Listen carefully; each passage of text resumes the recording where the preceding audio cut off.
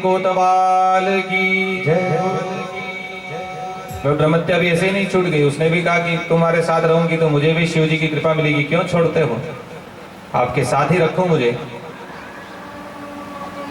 आपके कंठ में जो ब्रह्मा जी की माला, अस्थि की माला है, महादेव जी ने धारण की है। ब्रह्मा जी का जो सिर कटा, उसकी जो अस्थियां थी उसको महादेव ने अपने गले में धारण किया, क्योंकि वह ब्रह्मा जी उनके प्रिय हैं। उनका त्याग करना उनका धर्म नहीं है, दंड देना उनका धर्म है, किंतु परित्याग करना नहीं। साधु सज्जनों का, संतों का लक्षण है कि वह दंड देते हैं, अपराध के लिए गलती की सजा देते हैं, लेकिन परित्याग नहीं करते हैं। कितने ही दुष्ट व्यक्ति संसार में, उनको भी महादेव ने अपनी शरण दी है। तो ब्रह्मा जी तो उनके प्रिय थे, उनके उस सिर को भी उन्होंने मुंडवाल को धारण किया है। हे महादेव, आपकी माया बड़ी दुस्तर है। ब्रह्मत्या ने कहा कि मुझे भी शिव की सेवा मिली है, मैं क्यों छोड़ के जाऊं आपको, लेकिन फिर भी तुम्हें जाना होगा, क्योंकि जो काशी में निवास करेगा, शिव जी की पूजन करेगा, आनंद वन में जो निवास करता है, उसे तो किसी प्रकार से पाप लग ही नहीं सकता। तो ब्रह्मत्या जितना बड़ा पाप भी वहां से रफू चक्कर हो जाएगा। और वह जो ब्रह्मत्या थी, काशी में भैरव के प्रवेश करने पर पाताल में प्रविष्ट हो गई। और वह जो तीर्थ है कपाल मोचन तीर्थ कहलाता है, क्योंकि वहां पर जो भगवान के वध के बाद जो भगवान का 5वां सिर ब्रह्मा जी का जो उन्होंने गले में डाल रखा था, वह वहीं पर भस्म हो गया। जिस ब्रह्मत्या का नाश पूरे ब्रह्मांड में किसी तीर्थ में नहीं हुआ, परम पावनी काशी में उस ब्रह्मत्या का क्षण मात्र में भस्म हो गई। तस्मात् सेव्या ही काशिका कृष्णम्यष्टाम मार्गस्य। और उस दिन मार्गशीर्ष कृष्ण पक्ष की अष्टमी, जिस दिन भैरव का जन्म हुआ है, इसलिए उसे भैरव का जन्म दिवस कहते हैं, भैरवाष्टमी कहते हैं। उस दिन जो भगवान भैरव की आराधना करता है, भैरव की भक्ति करता है, उसको भगवान भैरव प्रसन्न होकर के वर देते हैं। भैरव कौन है? भगवान शिव के अंशा बता रहे हैं। और हमारे घरों में भी भैरव का पूजन करते हैं, कहीं कहीं क्षेत्रपाल इनको कहते हैं, क्योंकि वो हमारी रक्षा करते हैं। हम जहां भी जाएंगे वह हमारे साथ रहेंगे, जिस क्षेत्र में हम काम करेंगे वहां हमारी रक्षा करेंगे। हमारे खेत पर, कुएं पर, घर के आसपास सदैव सर्वत्र कहीं कहीं आपको भैरव अवश्य मिलेंगे।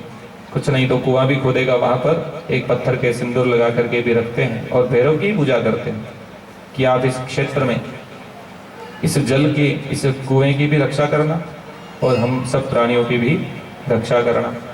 इसलिए जो मार्गशीर्ष की अष्टमी को भैरव का पूजन करता है, उसके समस्त पाप भस्म हो जाते हैं। और काशी में जाकर के भैरव का दर्शन करना सबसे जरूरी बात कही गई है। तुलसीदास जी भी काशी में रहे, लेकिन उन्होंने भैरव का दर्शन नहीं करते थे। भैरवनाथ प्रभाव अपारा, सो मन में यस कियो विचारा। तुलसीदास जी को भी भैरव ने प्रभाव दिखाया था कि एक समय तुलसीदास जी कथा का श्रवण कर रहे थे, तब उनकी भुजा में बड़ी पीड़ा उत्पन्न हुई है।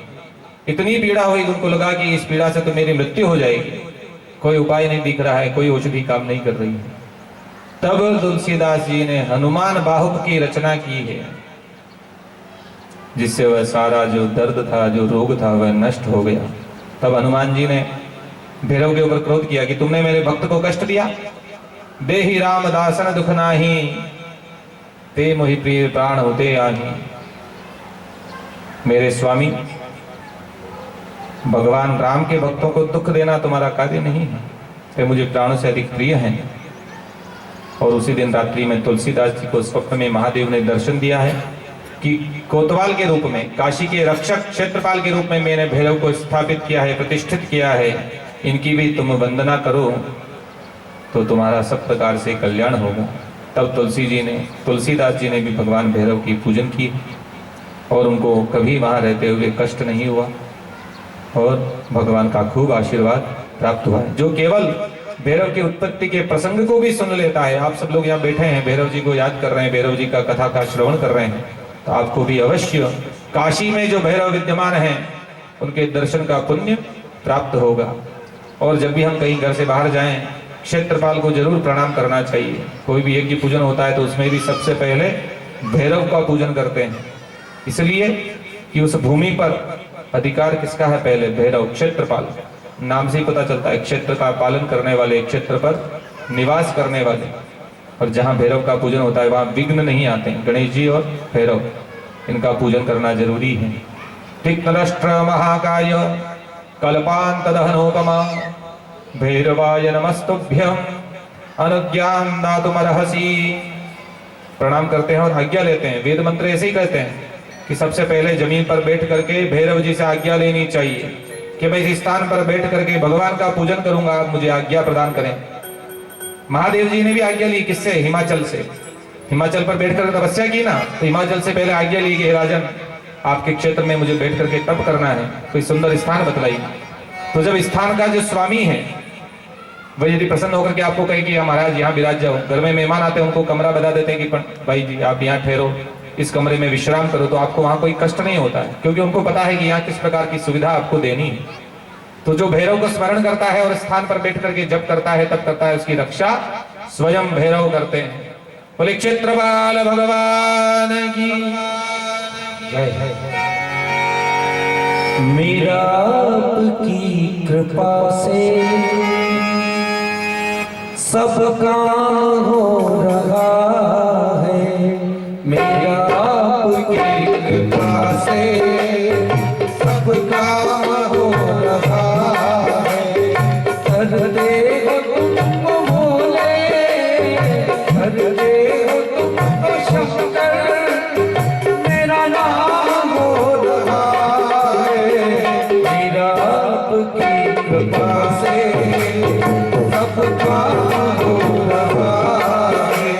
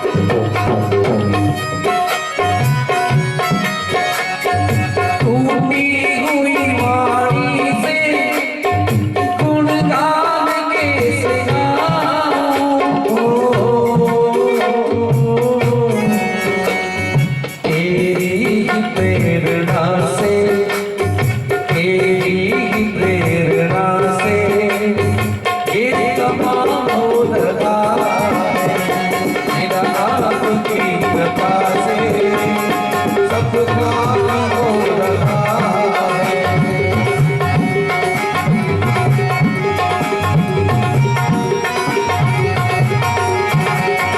कर दे हो तुम बाबा, कर दे हो मेरे बाबा, मेरा नाम हो रहा है।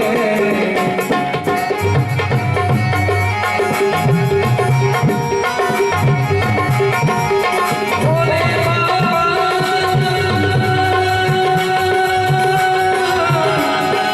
भोले बाबा, भोले बाबा, मेरा की कृपा से सब काम हो रहा है। कर दे हो भोले बाबा, कर दे हो भोले बाबा, मेरा नाम हो रहा है।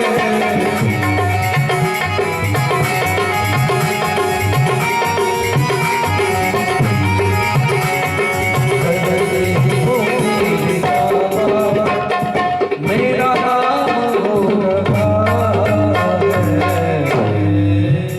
सदाशिव महादेव की जय जय जय जय। भगवान भक्तों की बहुत परीक्षा लेते हैं और उसी के बाद फल प्रदान करते हैं।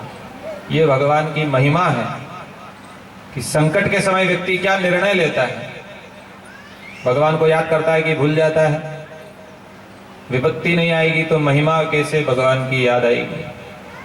भगवान बड़ी परीक्षा लेते हैं, भक्त को परीक्षा देनी पड़ती है, इसके बिना पार नहीं उतर सकते हैं। तो संसार में हम गृहस्थी में निवास करते हैं, परिवार में रहते हैं, यहाँ भी बहुत सारी छोटी छोटी बातें होती रहती हैं, उपद्रव होते रहते हैं, बहुत सारे लड़ाई झगड़े होते रहते हैं। और जितना व्यक्ति धार्मिक होता है, धर्म के मार्ग पर चलता है, उसके घर में क्लेश भी ज़्यादा होता है। तो वह किस प्रकार निर्णय करे, विवेक का उपयोग करे, धर्म के मार्ग पर चले, ये उस पर निर्भर करता है कि वह कितना बड़ा भक्त है। और उसी अनुरूप भगवान उसको फिर अच्छा फल भी प्रदान करते हैं। अम्बरीश नाम का एक राजा था, बहुत बड़ा राजा, पूरे सप्त द्वीपों का राजा। वेवस्वनु के पुत्र नभग, नभग के पुत्र नाभाग हुए और नाभाग के पुत्र अम्बरीश हुए। पूरी पृथ्वी के मालिक थे और भगवान नारायण के अनन्य भक्त थे। उनकी आसक्ति राज्य में बिल्कुल नहीं थी, अपने ऐश्वर्य को वह तुच्छ समझते थे। उनका केवल एक ही नियम था कि भगवान का दर्शन करना, भगवान का भजन करना और भगवान ने जो ये ऐश्वर्य प्रदान किया है भगवान के प्रति समर्पित करना। वे संसार को नश्वर मानते हुए प्रति क्षण भगवान का ही स्मरण किया करते थे। उन्होंने खूब यज्ञ किए, खूब सारे अश्वमेध यज्ञ किए। उन यज्ञों में प्रत्यक्ष रूप से देवताओं ने उनको खूब दर्शन दिए हैं। सांसारिक कार्य में उनका मन कभी नहीं लगता था, सदैव धर्म के कार्य पर ही वह चलते थे, सदैव भगवान की ही भक्ति करते थे। और उनकी रक्षा के लिए इतनी उनके ऊपर भगवान की कृपा थी, साक्षात श्रीहरि ने अपने सुदर्शन चक्र को आदेश दिया था कि सदैव इनकी रक्षा करना तुम्हारा कर्तव्य है। क्योंकि भक्ति की रक्षा करना भगवान का कर्तव्य है, लेकिन तप के कारण सुदर्शन को भगवान ने आज्ञा दी है कि जब भी इन पर कोई कष्ट आए तब तुम्हें उपस्थित रहना है। और उनका क्या नियम था? एकादशी का व्रत करना। प्रत्येक एकादशी को व्रत करते थे, पूरे नियम से, विधि विधान से व्रत का पारण करते थे। और पारण नियम क्या है? व्रत करने के भी नियम होते हैं, और ज्यादातर नियम एकादशी के व्रत से ही बतलाए जाते हैं। और आज सौभाग्य से एकादशी भी है, आज बोसों के एकादशी का व्रत भी होगा। एकादशी का व्रत भी बड़ा मंगलकारी है और श्री हरि का साक्षात दर्शन कराने वाला है। वैकुंठ के साक्षात वैकुंठ ले जाने वाला मार्ग है। और जो श्री हरि विष्णु की भक्ति करता है, वैष्णव है, वह भी साक्षात श्री हरि के रूप में सदा शिव का ही भजन करता है, क्योंकि श्री हरि विष्णु में और महादेव में कोई भेद नहीं है। पूरी भक्त वत्सल भगवान की तो एकादशी का व्रत करने वाले को सब प्रकार से कल्याण की प्राप्ति होती है, मंगल की प्राप्ति होती है। तो एकादशी का व्रत कैसे करना चाहिए? एक दिन पहले भी व्रत करना चाहिए, दशमी के दिन, अथवा एक समय भोजन करना चाहिए और रात्रि को मंजन जरूर कर लेना चाहिए, क्योंकि दांतों में भी अन्न का अंश नहीं बचना चाहिए। और जिस दिन एकादशी हो उस दिन जल्दी उठना चाहिए। सबसे पहला सदाचार का नियम ही यही है, जो फर्स्ट दिन आपको बताए थे कि सत्य निष्ठा पर चलने वाले के लिए सदाचार के नियम पालन करना जरूरी है। ब्रह्म मुहूर्त में उठे, भगवान को प्रणाम करे कि आज एकादशी का व्रत करूंगा, आपका भजन करूंगा, इसमें किसी प्रकार से मुझसे गलती ना होने पाए, ऐसा आशीर्वाद दें। क्योंकि मानव शरीर है, स्वभाव ऐसा ही है, गलती जल्दी हो जाती है, पाप में लग्न हो जाते हैं, पाप होने की बड़ी संभावना है शरीर में, ये शरीर का धर्म है।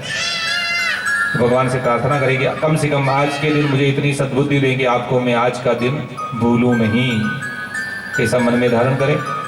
फिर स्नान आदि कर्म करने चाहिए। स्नान के लिए नजदीक कोई तीर्थ हो तो स्नान करने अवश्य जाना चाहिए। एकादशी को स्नान का बड़ा महत्व है। स्नान करके पवित्र हो, और सबसे पहला कार्य घर में माता पिता है तो उनकी सेवा, दूसरा ठाकुर जी की सेवा। अब यदि एकादशी करते हैं तो जरूरी नहीं कि विष्णु भगवान का ही पूजन करना है। आपके घर में यदि ठाकुर जी हैं, विष्णु भगवान की प्रतिमा है तो उनका पूजन करें, शिव जी हैं तो उनका पूजन करें, गणेश जी हैं तो उनका पूजन करें। सब में श्री हरि है, सब में वही सदाशिव एक रूप से विद्यमान है, इनमें कोई भेद नहीं है। पूजन करना चाहिए, पूजन भी यथाशक्ति, पंचोपचार, षोडशोपचार, राजोपचार, जैसी भक्ति हो, जैसी श्रद्धा हो, जैसी आपकी व्यवस्था हो, उस अनुसार पूजन करना चाहिए। बाकी आजकल क्या करते हैं, एक दिन पहले व्रत नहीं करते हैं, व्रत करने की तैयारी करते हैं। बेटा 1 किलो आलू लाने हैं, 2 किलो केले लाने हैं, 1 किलो एप्पल लानी है, 1 किलो राजगिरा का आटा लाना है, साबुदाने गलाने हैं, रात को दही जमाना है, रबड़ी बनानी है, मिठाई बनानी है, कल व्रत है हमारा, तो ये तैयारी करते हैं। ऐसा नहीं करते कल का दिन होगा नहीं होगा, ये तो पता ही नहीं है। भक्ति का तो कोई तैयारी नहीं करता है, सांसारिकता की सब तैयारी करते हैं। तैयार होने के बाद भी प्रभु मिले नहीं मिले कोई भरोसा नहीं। तो तैयारी किसकी? भगवान के नाम को लेने के लिए करनी चाहिए कि कल कैसा भजन करूं, उसकी तैयारी करनी चाहिए। प्रभु निरंतर आपको भजता रहूं। सुबह उठ करके भगवान का पूजन करें, पूजन में जैसी आपकी श्रद्धा हो, व्यवस्था हो, करनी चाहिए। और उसके बाद में व्रत करना यानी शरीर की मशीन को आराम देना। 2 गिलास दूध सुबह पी लो, बादाम खा लो, थोड़ी देर हुई फल फ्रूट खा लो, फिर सेगार बना लो, शाम को फिर सेगार कर लो, नहीं तो सोते समय दूध पी लो, ये दिन भर हो गया व्रत। हमारी तो एकादशी ऐसे ही होती है, ज्यादातर लोग ऐसे ही करते हैं। ऐसा नहीं होना चाहिए। एकादशी के दिन नियम का पालन करना चाहिए। नियम, व्रत यानी जिसका आप पूजन कर रहे हो उसके स्वरूप में मग्न हो जाना, रत हो जाना ही व्रत है। सदाशिव को भजना ही व्रत है, श्री हरि को भजना ही व्रत है। व्रत के दिन सांसारिक वस्तुओं से दूर रहना चाहिए। संसार में जितने प्रपंच हैं उनको दूर रहना चाहिए। केवल हम अपनी जीविका को कमाना, जो हमारा कार्य है उसको नहीं छोड़ना है, उसमें कोई पाप ना हो, ये ध्यान रखना चाहिए। व्यर्थ की बातें नहीं करनी चाहिए, फालतू निंदा, चुगली, एक दूसरे की इधर उधर बातें, इन सबको छोड़ करके दिन भर केवल ठाकुर जी का स्मरण करना चाहिए। हर कार्य करते हुए ईश्वर को याद करना चाहिए, शिव को याद करना चाहिए। शाम को भगवान का फिर से पूजन करें। दीपदान, ज्योति जलाने का बड़ा महत्व है। जो शिव मंदिर में भगवान के ठाकुर जी के सामने, अपने घर में ठाकुर जी के सामने दीपक जलाता है, रोशनी करता है, शिव जी ने कुबेर का पद भी उस व्यक्ति को दिया है जिसने अपना वस्त्र जला करके भगवान के मंदिर में रोशनी की, किसी भी कारण से की, लेकिन रोशनी की, उसको भगवान ने कुबेर का पद दे दिया। तो जो रोज भगवान के दीपक करता है उसकी तो महिमा कही नहीं जा सकती। असद गिरि समस्यात कज्जलम सिंधु पात्रे, भगवान भी उसकी महिमा वर्णन नहीं कर सकते। तो एकादशी को तो विशेष रूप से दीपदान करना चाहिए, दीपक लगाना चाहिए, घर में, मंदिर में, पेड़ पर, तुलसी पर, भगवान के मंदिर में, तीर्थ में, नदी में, सर्वत्र दीपदान जितना संभव हो करना चाहिए। दीपक में भी अलग अलग चीजें होती हैं, कोई घी से करता है, कोई तेल से करता है, जैसे जिसकी श्रद्धा हो। सर्वत्र घी का दीपक प्रशस्त है, घी का दीपक करने में किसी को दोष नहीं लगता है। तेल का दीपक अलग अलग कामनाओं के प्रयोग से किया जाता है और किया जा सकता है, उसमें भी कोई दोष नहीं है। दीपदान करने के बाद भी ऐसा नहीं कि शयन कर लो, सो जाओ, आज तो थक गए भगवान का नाम ले लेके, नहीं, भगवान का कीर्तन करो, जागरण करो। नित्य पलंग पर सोते हो तो उस दिन नीचे सो, भूमि पर सोना चाहिए, पलंग पर शयन नहीं करना चाहिए व्रत के दिन, चाहे एकादशी हो चाहे अन्य कोई व्रत हो। और रात्रि को जागरण करके अगले दिन पुनः ठाकुर जी का पूजन करके फिर पारण करना चाहिए। पारण में भी अतिथि आए तो उसको पहले भोजन करा करके फिर ही पारण करना चाहिए, शास्त्र में ऐसा नियम है। तो राजा अम्बरीश भी ऐसे ही व्रत करते थे पारण करने के लिए। जब उन्होंने पारण करने की व्यवस्था की, उसी समय में शिव के अंश से उत्पन्न दुर्वासा ऋषि पधार गए। और राजा शिव भक्त हैं, विष्णु भक्त हैं, बिना संतों का सत्कार किए, अतिथि का सत्कार किए कैसे भोजन करें। सबसे पहले दुर्वासा जी को प्रणाम किया। दुर्वासा जी कौन है, कैसे उत्पन्न हुए हैं, शिव का अंश क्यों बने हैं? महर्षि अत्रि, उन्होंने खूब साल तक 10,000 वर्षों तक तप किया कि मुझे शिव के जैसा पुत्र मिले। तो देवताओं ने विचार किया इनको आशीर्वाद देना चाहिए। तो ब्रह्मा विष्णु महेश तीनों देवता प्रकट हो गए। तपस्या तो की केवल महादेव की, ऐसा ही पुत्र चाहिए, लेकिन तीनों देवता प्रकट हो गए। उन्होंने कहा कि भाई मैंने तो एक को बुलाया, तीन कैसे आ गए? बोले हम तीनों एक ही हैं, हमें कोई भेद नहीं। बोले कि 3 हो, लेकिन मुझे तो एक ही चाहिए, 3 को कौन संभालेगा, एक पुत्र दे दो बहुत है। तो बोले कि हम तीनों ही अंश रूप में तुम्हारे पुत्र बनेंगे, वरदान दे दिया। और इधर उनकी पत्नी अनुसुईया, जो परम सती सावित्री पतिव्रता है, संसार में उनका सबसे बड़ा नाम है कि ये सबसे बड़ी पतिव्रता है, इनसे बड़ी कोई सती इस संसार में नहीं है। नारद जी उनके पास गए हैं, उनसे खूब आतिथ्य सत्कार किया, उनको प्रणाम किया और फिर उनकी महिमा गाते गाते कैलाश पर पहुंचे। जाकर के पार्वती जी को प्रणाम किया और कहा कि आप बहुत अच्छी स्त्री हैं, अपने पति की खूब सेवा करती हैं, लेकिन संसार में आपसे भी बड़ी पतिव्रता स्त्री है। कोई भी स्त्री दूसरी स्त्री की प्रशंसा करो तो नहीं सुन सकती, जल जाती, मन में जलन होने लगती। नहीं, ऐसा थोड़ी हो सकता। मैं ही सबसे सुंदर हूं, मैं ही सबसे धर्मपरायण हूं, मैं ही सबसे बड़ी पतिव्रता हूं। तो पार्वती जी को कहा कि आपसे भी बड़ी पतिव्रता तो अनुसुईया है, उनका तो जगत में नाम डंका बजता है, पूरी पृथ्वी पर उनकी ही चर्चा होती है। बोले नहीं नहीं, ऐसा कैसे हो सकता है, परीक्षा कर लो। बोले मैं कैसे जाऊं, स्त्री की परीक्षा स्त्री कैसे लेगी? बोले आपके पति को भेज दो। ठीक है, महादेव को भेज देते। महादेव को बुलाया, उनको कहा कि जाओ अनुसुईया की परीक्षा लो। इधर महादेव जी गए, जाते जाते रास्ते में कौन मिले? विष्णु भगवान। बोले किधर? बोले मेरे घर में ऐसा प्रपंच नारद जी खड़ा कर गए, परीक्षा लेने के लिए कहा, पार्वती जी का आदेश है, जाना पड़ेगा। बोले आपके प्रपंच हुआ, मेरे भी घर में नारद जी ऐसे ही आके बोल गए लक्ष्मी जी को कि तुम तो दूसरे नंबर पे हो, तुम्हारे से बड़ी पतिव्रता स्त्री तो और भी है संसार में, अनुसुईया। उन्होंने भी मेरे को कहा तुम भी परीक्षा लेने जाओ। चलो दोनों ही चलते हैं, एक से भले 2। आगे गए, ब्रह्मा जी भी मिल गए। कहाँ जा रहे हो? परीक्षा लेने। अच्छा, नारद जी का तो काम ही यही है, सबको कोई न कहीं उलझा ही देते हैं। अब हमारी धर्मपत्नियों की आज्ञा है, परीक्षा लेनी पड़ेगी। जा करके भिक्षा मांगने के लिए ब्राह्मण रूप में तीनों देवता वहां पहुंचे। भिक्षा मांगी, अनुसुईया आई, भिक्षा लीजिए। तब उन्होंने कहा नहीं, हमारा एक नियम है कि जो व्यक्ति वस्त्र रहित होकर के हमको भिक्षा देता है तभी हम भिक्षा ग्रहण करते हैं, अन्यथा नहीं करते हैं। तुम्हारे घर में कोई हो तो बुला लो और भिक्षा दिला दो। बोले नहीं, हमारे घर में तो कोई नहीं, स्वामी जी अत्रि महाराज तो तपस्या कर रहे हैं, मैं तो अकेली हूं। बोले अब भिक्षा तो देनी पड़ेगी, और तो जंगल में कहीं है ही नहीं, भूखे मरेंगे क्या? तुम्हारे घर पर आए खाली हाथ थोड़ी जाएंगे। अनुसुईया ने विचार किया कि नहीं, ऐसा नहीं होगा। सज्जनों का कर्तव्य है कि घर पर आए अतिथि को कभी भूखा नहीं जाने देना चाहिए। जैसी हमारी श्रद्धा हो वैसा ही उसको तृप्त करना चाहिए। याचितारश्चनः संतु संतवो याचितारः। पितरों से भी प्रार्थना करते तो उनसे यही प्रार्थना मांगते हैं कि हम भी भूखे ना रहें और साधु भी भूखा न जाए। हमको इतनी शक्ति देना, इतनी सामर्थ्य देना कि घर में अन्न की कोई कमी ना हो। कोई याचक मांगने आए तो मांगने की भी कोई सीमा नहीं होती है, लेकिन हमारी जितनी श्रद्धा है हम उसके हिसाब से उसको संतुष्ट करें, इतनी हमको क्षमता दे देना। ऐसा नहीं कि आप हमको त्रिलोकी का ऐश्वर्य दो, लेकिन कोई याचक मांगने आए तो कम से कम हमसे नाराज ना हो, इतनी शक्ति जरूर देना। और ये शक्ति कौन देता है? केवल हमारे पितृ देवता हमको देते हैं, क्योंकि हम पितरों के अंश हैं। और पितृ किसके अंश हैं? सदाशिव महादेव के। अनुसुईया ने भी महादेव का स्मरण किया, अपने पति को याद किया, क्योंकि पतिव्रता है, उन्हीं में सब तीर्थों को, सब भगवान को दर्शन करती हैं। दर्शन किया और तीनों देवताओं को बालक रूप बना दिया है। नन्हे नन्हे 3 बालक। अत्रि जी महाराज घर पे आए, बोले ये बालक कौन है? बोले आपके पुत्र हैं। अरे देवता तो अभी वरदान देकर के गए, प्रकट भी हो गए बड़े जल्दी।